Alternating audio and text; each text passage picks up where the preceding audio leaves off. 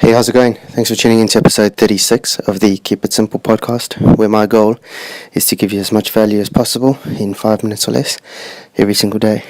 So, as you can probably hear, I'm still struggling, not that well, but it doesn't stop me from getting the podcast out. So, today I was going to post a question about how do you know you're on the right track? So, it's easy to be busy. None of us will struggle with that. You can be busy all the time, but how do you know that what you're doing, what you're using to keep yourself busy, is taking you in the right direction? And now, for me, I think that as long as what you're doing takes you from where you are to where you want to be, then you're on the right track. So, my own goal is to be better today than I was yesterday, and tomorrow to be better than I will be today, kind of thing. So, constant improvement. So tomorrow I wake up and I'm a new and improved version of what I was yesterday.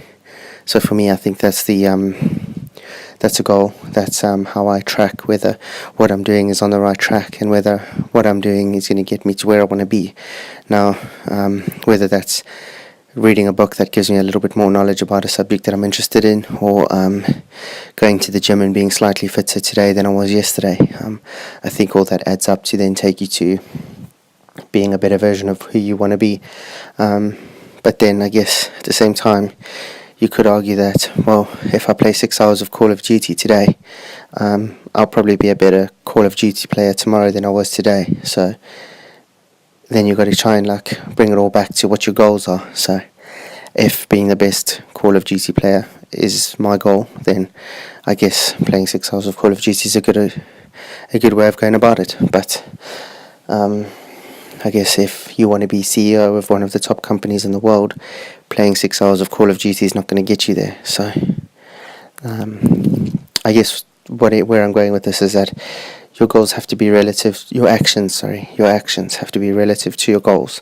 So if you want to be CEO of one of the biggest banks in the world, playing a lot of StarCraft or Call of Duty or PlayStation, Xbox, etc., it's not going to get you there. But maybe networking and reading a lot of finance stuff will. So I guess it all goes back to an episode that I was talking about quite a while back, where I said you need to know where you are and where you want to be, and then you need to link those. So yeah, I guess just know that whatever it is that you're doing has a purpose, and everything that you want to be boils back down to what it is that you're doing today. So if something you're doing today doesn't help you get to where you want to be, I'm not saying cut it out, because that'll be madness. You need downtime, but at the same time, I reckon you need to then almost use that as a moderator. So let's say, I think I've used this example before, but let's say you watch Netflix 2 hours a day, and it's not in line with what you want to do, then maybe shave that by 10% or 20% a day and read a book for that 20%, and then do your Netflix. So you still got that downtime, but at least in that downtime, it's not consuming all of your downtime. You're still learning something in 20% of your downtime or whatever. So just a little thing where you can change your actions just a little bit today to then add to make you better tomorrow. That's pretty much all I have to say about that. Hopefully you found value in the episode. Check us out on iTunes, Stitcher, YouTube, all that stuff. Subscribe, hit the like button, give us some love, and just remember to keep it simple, and you could be a day away. I'll chat to you again tomorrow. Cheers.